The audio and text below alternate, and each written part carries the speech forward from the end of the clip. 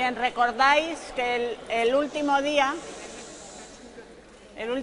nos quedamos en las hormonas del tracto gastrointestinal. Habíamos visto unas cuantas hormonas que sabemos que tienen que ver con la digestión y que se producen por el tracto gastrointestinal. Además de estas hormonas, hay muchas otras hormonas que tienen otros papeles, y algunas de las hormonas que os voy a añadir, dos hormonas que os voy a añadir aquí, son la grelina, que es una hormona producida por el estómago, por grelina,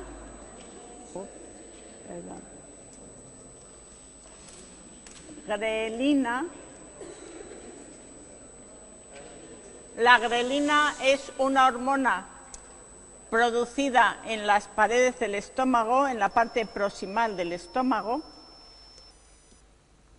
y que se produce en ayuno y estimula el apetito. Digamos que no tiene un efecto directo, sino indirecto sobre la digestión. Y otra de las hormonas que produce el tracto gastrointestinal, relacionada también con el apetito, es el péptido YY, que se produce sobre todo por la última parte del intestino delgado y el intestino grueso, y que lo que va a producir es saciedad. Las hormonas del tracto gastrointestinal generalmente se encuentran entre las células epiteliales de la pared. Es decir, las células epiteliales del tracto, sabéis que son células cúbicas, pues entre las células cúbicas hay unas células que tienen una forma más triangular, con la base, con la parte basal más ancha que la parte apical. Estas células son células productoras de hormonas.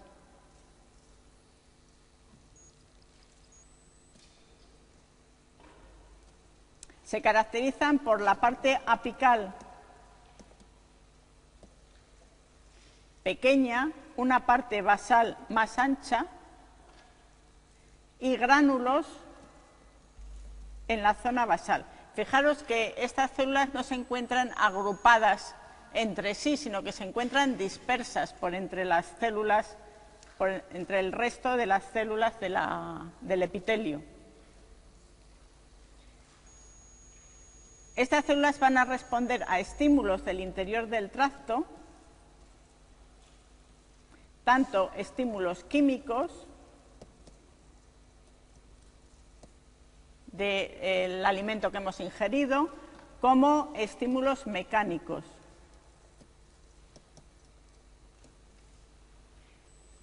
Y estas células también responden, tienen receptores en la parte basal, y en la parte basal estos receptores pueden ser tanto receptores para neurotransmisores, es decir, que provienen de neuronas que liberan el neurotransmisor, como para hormonas, es decir, sustancias que provienen de los vasos sanguíneos, como para sustancias paracrinas, es decir, sustancias que se producen en otras células, bien del epitelio, bien no del epitelio, sino internas,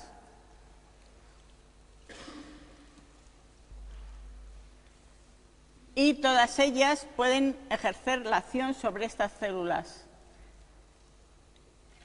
Estos gránulos que tienen la parte basal son gránulos de hormonas y se secretan, pasan a la sangre y desde la sangre van a todo el organismo y pueden actuar sobre cualquier otra célula del organismo que tenga receptores para ellos. Por ese motivo son hormonas.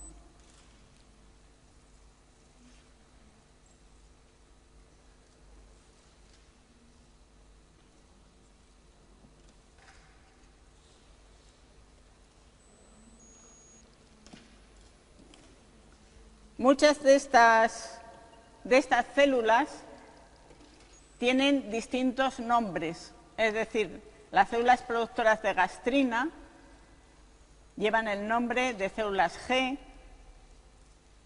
las de secretina de célula S, otras no son tan obvias y tienen nombres distintos, el GIP o péptido insulinotropo dependiente de glucosa de las K. Y como veis aquí hay algunas hormonas que están producidas por el mismo tipo de célula, L, por ejemplo. Bien, que sepáis que las células tienen una denominación dependiendo del tipo de hormona que producen. Se les ha ido dando ese nombre.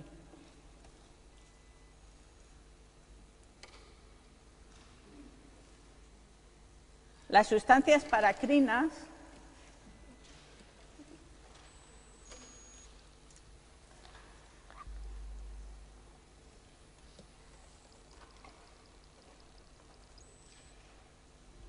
sustancias paracrinas pueden provenir de células muy parecidas a las células productoras de hormonas. Es decir, pueden ser células que se encuentran entre el epitelio, que también tienen una parte apical pequeña, que responde a estímulos químicos y a estímulos mecánicos,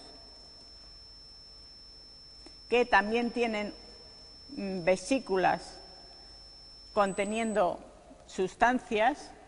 Estas sustancias son sustancias paracrinas porque no se producen en suficiente concentración como para que lleguen a la sangre y ejerzan su acción, sino que van a ejercer su acción por difusión bien hacia células del epitelio, bien hacia células productoras de hormonas.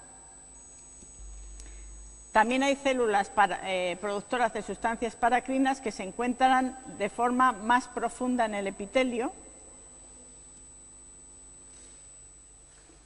es decir, que no forman parte del epitelio. Por ejemplo, las células productoras de histamina no son células que se encuentran alineadas con el resto del epitelio, sino que se encuentran en partes más profundas. Esto también son sustancias paracrinas que también son capaces de actuar sobre otras células vecinas. Al igual que las hormonas, las sustancias paracrinas se estimulan tanto por neurotransmisores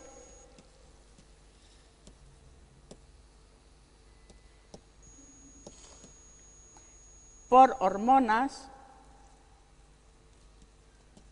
y por otras sustancias paracrinas.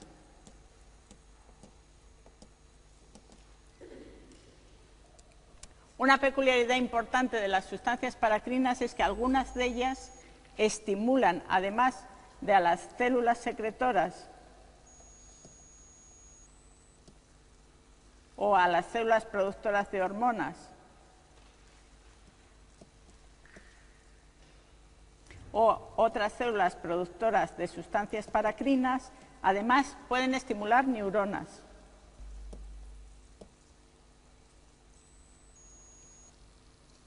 Esto es bastante importante en las células productoras de serotonina.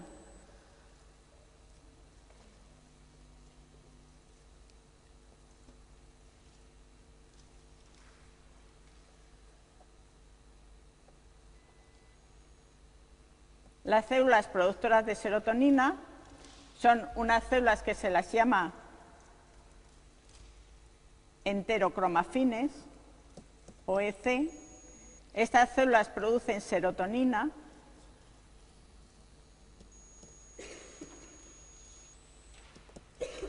sobre todo producen serotonina ante estímulos mecánicos.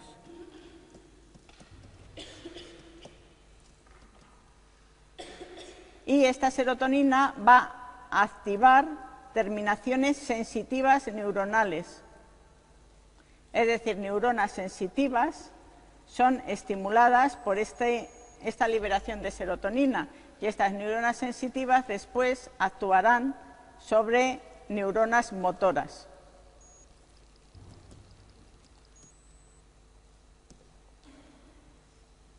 Por lo tanto, recordad que las sustancias paracrinas tanto actúan sobre células secretoras del epitelio, sobre células productoras de hormonas, sobre células productoras de sustancias paracrinas y sobre neuronas.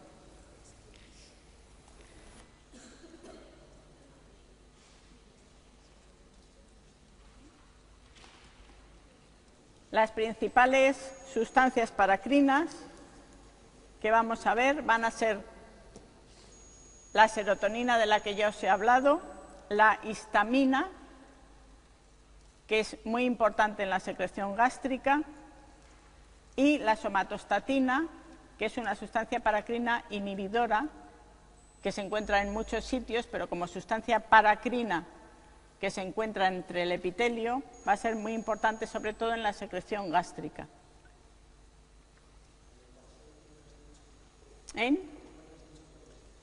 Serotonina, que se encuentra en todo el tracto gastrointestinal. Histamina, que se encuentra sobre todo en las paredes gástricas y que influye en la secreción gástrica. Y somatostatina, que como parte del epitelio del tracto se encuentra sobre todo en la pared gástrica y que influye sobre la secreción gástrica. La somatostatina casi siempre, donde quiera que nos la encontremos, es inhibidora. Y por lo tanto el efecto de la somatostatina suele ser inhibidor. Bien, y vamos a pasar ahora al control nervioso, unas generalidades sobre el control nervioso. El tracto gastrointestinal tiene un control nervioso muy importante y el control nervioso más importante viene dado por su propio sistema, que es el sistema nervioso entérico, que es lo que denominamos sistema intrínseco. El sistema nervioso entérico se encuentra en la misma pared del tracto gastrointestinal. Tiene una abundancia enorme de neuronas, tiene más neuronas que la médula espinal. Es decir, es un sistema nervioso en sí y un sistema nervioso muy complejo, con muchísimos más neurotransmisores de los que podemos encontrar en la médula espinal. Es decir, hay más de 50 neurotransmisores en el interior funcionando en este sistema. Además del sistema nervioso intrínseco, tenemos un sistema extrínseco, que ya no es, los cuerpos neuronales no se encuentran dentro del tracto digestivo, sino que se encuentran en el sistema nervioso central. Recordáis que el sistema nervioso central es el encéfalo y la médula espinal. Y el sistema nervioso extrínseco vamos a tener tres tipos de sistemas: el somático y el autónomo, simpático y parasimpático. Ahora vamos a ver en primer lugar dónde se encuentra el sistema intrínseco o sistema nervioso entérico. Si recordamos cómo se encuentra la pared del tracto en general, recordáis que aquí está el epitelio,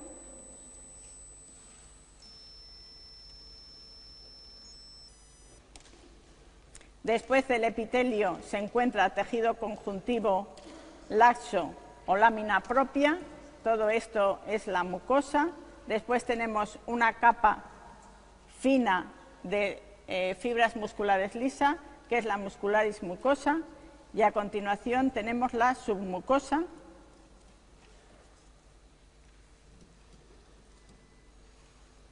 bien, pues en la submucosa, bastante cerca de la fibra, de las fibras musculares lisas de la muscularis mucosa, se encuentra uno de los plexos nerviosos que se llama plexo submucoso. Seguramente también lo recordaréis con nombre propio, ¿no? De Meissner.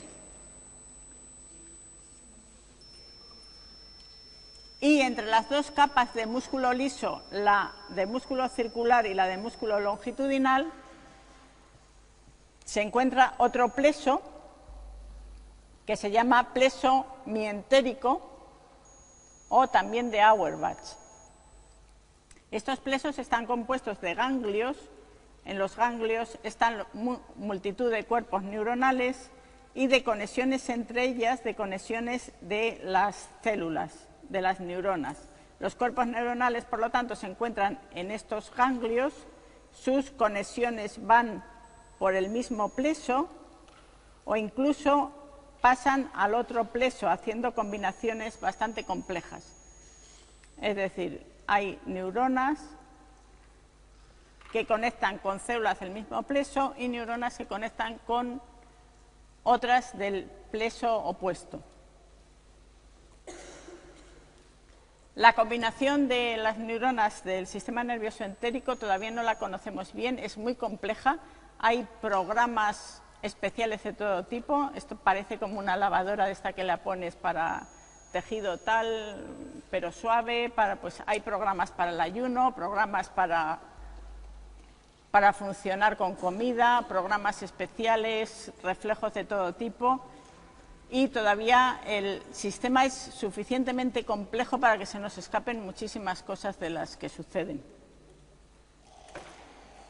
Básicamente, dentro del sistema nervioso entérico vamos a tener, igual que en todo el sistema nervioso, neuronas que van a ser neuronas sensitivas,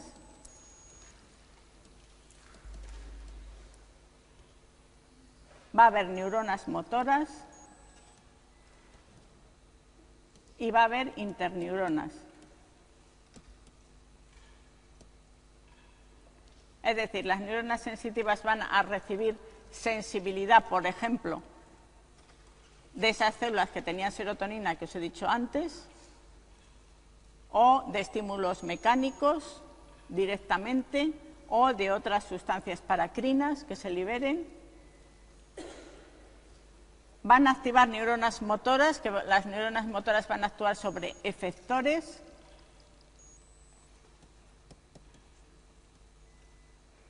Y la comunicación entre sensitivas y motoras casi siempre es por medio de interneuronas.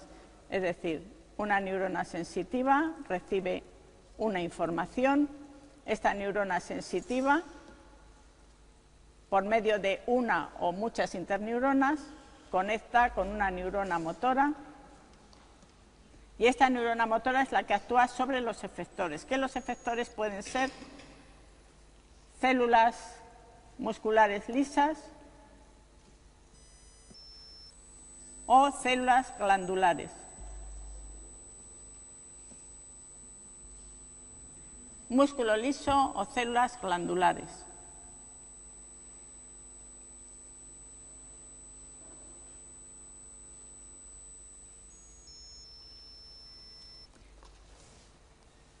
El sistema nervioso entérico está también regulado por el sistema nervioso extrínseco. Y el sistema nervioso extrínseco tiene la misma composición básica que hemos visto para el intrínseco. Tiene neuronas sensitivas que comunican la pared del tracto con el sistema nervioso central.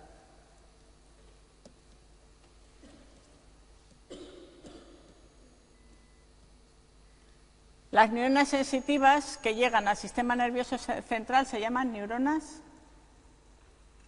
en relación a que entra su información, aferentes.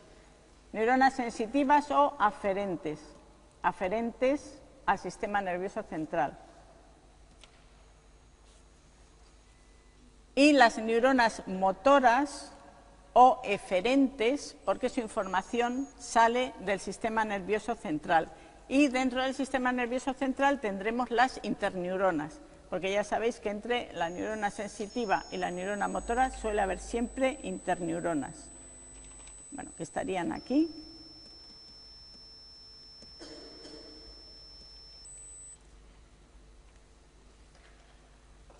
Desde el punto de vista de las eferentes o motoras, vamos a diferenciar varios.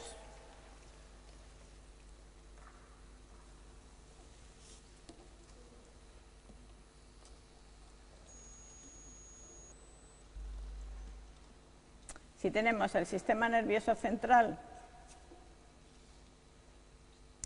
cerebro, el cerebelo, el bulbo, la médula espinal.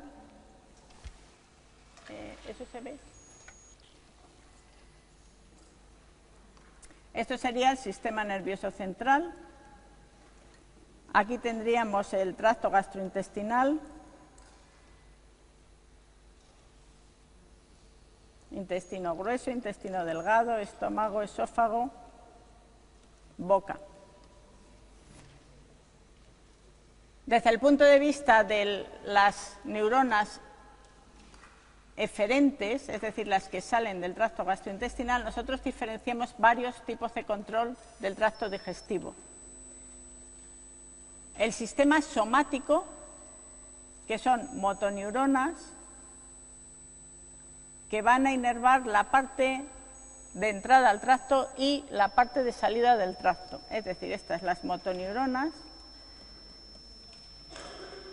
van a inervar el músculo esquelético o músculo voluntario de boca, faringe, y este sería el sistema somático.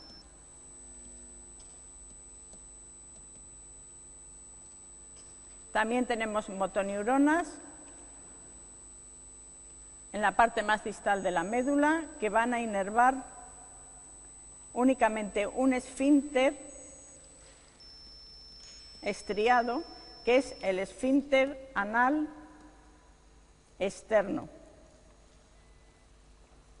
Son también somáticas. Ya sabéis que lo característico del sistema somático es que es voluntario. Aunque es voluntario, hay cantidad de reflejos que están establecidos por zonas reflejas importantes dentro del bulbo y que hacen que muchos de estos sistemas voluntarios sean casi involuntarios. Por ejemplo, el sistema de la deglución lo iniciamos, pero luego se automantiene por un sistema reflejo complejo, a pesar de ser somático. También la característica importante del sistema somático es que cuando se activa lo que va a producir es contracción del músculo. Siempre que activamos una motoneurona se produce contracción, nunca se produce una relajación por activación. La relajación se produce cuando no lo activamos, simplemente.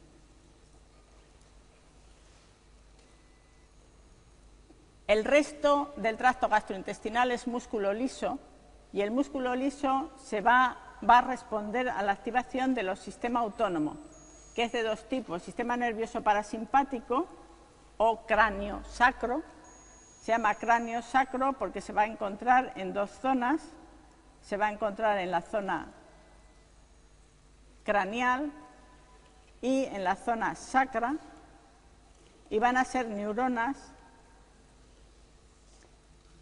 que van a contactar con una segunda neurona ya del sistema nervioso entérico.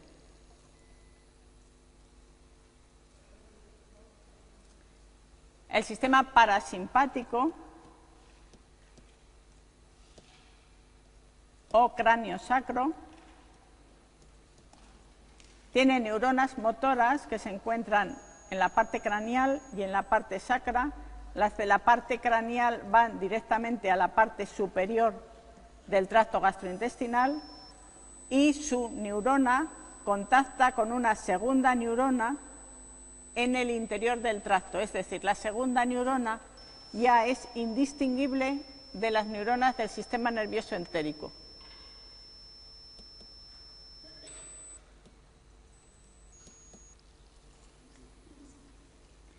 Las de la parte sacra igualmente van a la parte inferior del tracto e igualmente conectan con segundas neuronas que se encuentran ya en el sistema nervioso entérico. El neurotransmisor de la primera neurona, todos lo sabéis seguramente,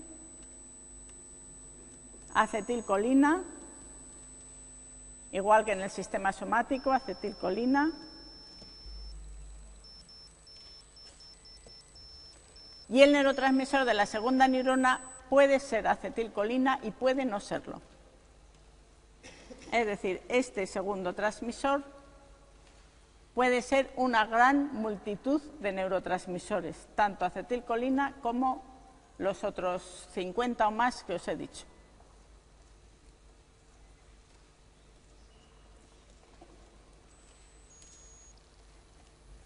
La siguiente parte eferente, el siguiente sistema eferente, es el sistema simpático.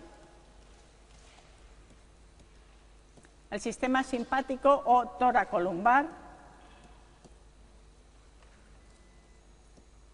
se encuentra entre la zona torácica y lumbar, sus neuronas motoras o sus primeras neuronas motoras. Estas neuronas suelen conectar con un ganglio, con neuronas en un ganglio, generalmente los ganglios en el interior del abdomen para el tracto gastrointestinal. Esta segunda neurona hace una conexión con el sistema nervioso entérico. La mayor parte de las veces esta segunda neurona conecta con otra neurona del sistema nervioso entérico. Y en algún caso, es decir, si vemos esta parte de aquí, esta segunda neurona a veces conecta con una neurona del sistema nervioso entérico y otras veces va directamente a actuar sobre células de músculo liso, menos veces, o sobre células de músculo liso de los vasos sanguíneos.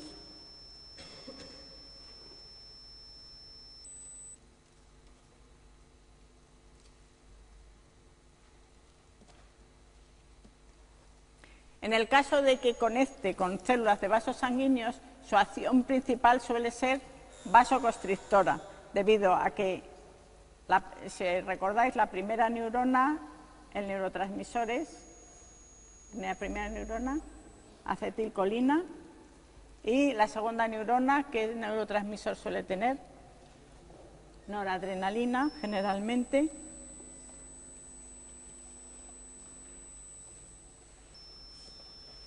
Habitualmente la noradrenalina sobre la célula del músculo liso de los vasos es vasoconstrictora.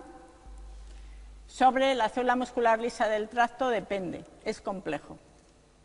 A veces también, pero hay veces que no porque actúa de forma indirecta.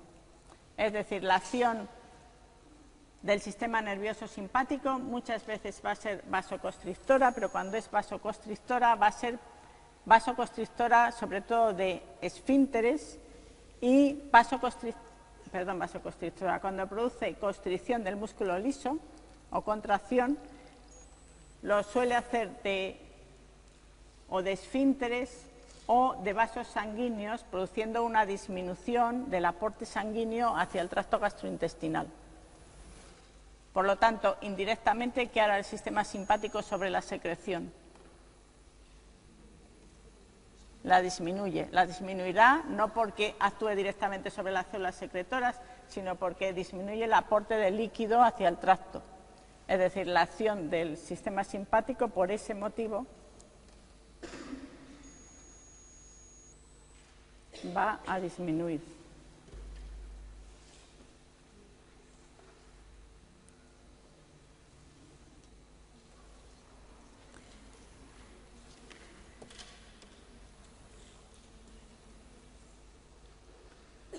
Esto es lo que os he estado explicando para que lo veáis, a ver si lo veis así un poco más claro. El sistema parasimpático. La primera neurona hace conexión con neuronas que ya son del sistema nervioso entérico y que tanto pueden ser neuronas que producen acetilcolina como que pueden ser neuronas que producen otro tipo de neurotransmisores, que aquí los han llamado no adrenérgicos, no colinérgicos. Estas siglas quiere decir que son neurotransmisores que ni son noradrenalina ni son acetilcolina, no adrenérgicos, no colinérgicos. Quiere decir que esta es una neurona productora de a saber cuantísimos tipos diferentes de neurotransmisores. Pudiera ser que el parasimpático conectara únicamente con una neurona productora de acetilcolina, que actuará directamente sobre glándulas. Por cierto, las células musculares lisas, que no sé si os lo he dicho, una de las diferencias más importantes que tienen con respecto a las fibras esqueléticas es que las fibras musculares lisas, cuando le llega un impulso nervioso, no siempre se contraen. Se pueden contraer o se pueden relajar. Todo depende del receptor que tengan o de los receptores que tengan o del tipo o de la suma de sustancias que le estén actuando. Es decir, un impulso nervioso determinado puede relajar células de músculo liso o puede contraerlas. Parte de la complejidad que tenemos, que no tenemos esa complejidad con el músculo esquelético, porque ya sabemos que el músculo esquelético, estímulo nervioso que le llega, contracción. En el músculo liso, no. Determinados estímulos nerviosos estimulan, otros estímulos inhiben. El sistema simpático tiene una segunda neurona. Esta segunda neurona es la que produce noradrenalina y tanto puede actuar sobre neuronas del sistema nervioso entérico, que pueden incluso producir acetilcolina o otros neurotransmisores, de manera que el sistema nervioso simpático también podría actuar al final por acetilcolina, como pueden actuar a veces directamente sobre célula muscular lisa o sobre la célula muscular lisa de vasos. En este caso producirían vasoconstricción casi siempre.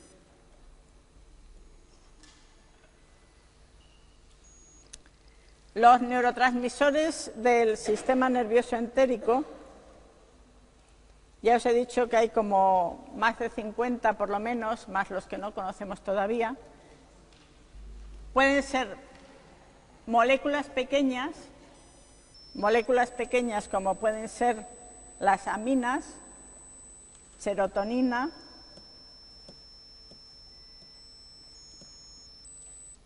dopamina, noradrenalina. La serotonina, ¿os suena? ¿De qué? ¿De? Sí, la estimulación paracrina, pero digo de antes, no de lo que os he contado yo. Bueno, yo os he contado que las producen células enteroendocrinas, pero suena de algo más. O sea, la serotonina puede ser una sustancia paracrina. En este caso es un neurotransmisor, porque estamos hablando de neurotransmisores del entérico. Hay muchas sustancias que pueden ser todo tipo de cosas, como la serotonina. La serotonina puede ser una sustancia paracrina y puede ser un neurotransmisor. ¿Os suena como neurotransmisor de otro sitio?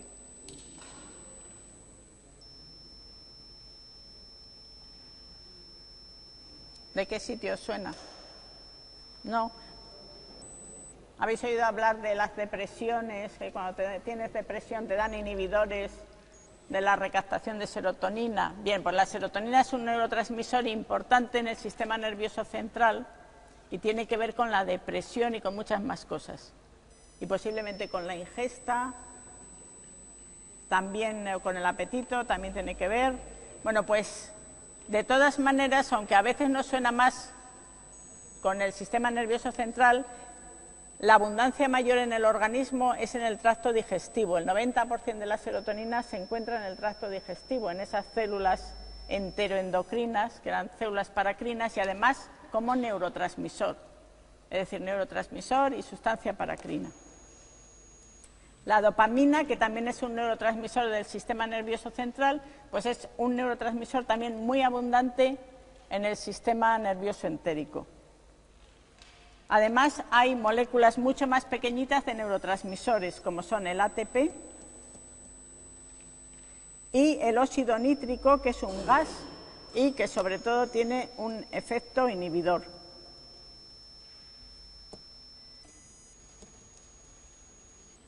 Muchas veces el efecto estimulador o inhibidor no es obvio, porque depende del tipo de receptor sobre el que actúa. Muchas sustancias tienen distintos tipos de receptores y según el receptor con el que actúen pueden inhibir o estimular. Algunos de los neurotransmisores generalmente tienen un tipo de acción y es el que nos queda más claro. Por ejemplo, el óxido nítrico, que es inhibidor. La somatostatina, que suele ser claramente inhibidora. La somatostatina es un péptido. Dentro del sistema nervioso entérico hay muchos neurotransmisores que son péptidos, bien péptidos pequeñitos, bien péptidos no tan pequeñitos, que tienen unos 20 aminoácidos o 30 aminoácidos, es decir, que no son péptidos tan pequeños. De los péptidos hemos hablado ya del péptido intestinal vasoactivo, hemos hablado de la somatostatina como sustancia paracrina, ya veis aquí también que es un neurotransmisor. Hemos hablado de la colecistoquinina como hormona, pero fijaros que aquí la colecistoquinina es un neurotransmisor, es decir, que la colecistoquinina, el mismo péptido o parecido, está producido por células enteroendocrinas del epitelio y también está producido por neuronas. Y vamos a ver también otras sustancias como la bombesina, que es otro péptido que es estimulador de la gastrina, y los opioides. No sé si los opioides, vosotros no lo recordaréis, pero antiguamente se daba líquido opiáceo como bebida para las diarreas.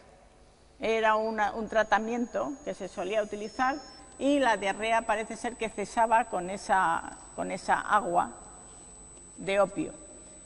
Cesaba porque se producía una contracción tónica, es decir, los opioides estimulan la contracción tónica del tracto gastrointestinal. Una parada tónica, una contracción tónica, supone también una quietud. O sea, daros cuenta que hay un tipo de contracción que son las contracciones peristálticas, que son las que mueven el contenido hacia afuera, pero si se produce una contracción tónica quieta, eso también para.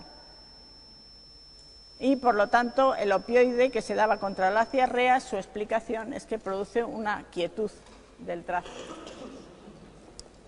Uy, que me estoy pasando.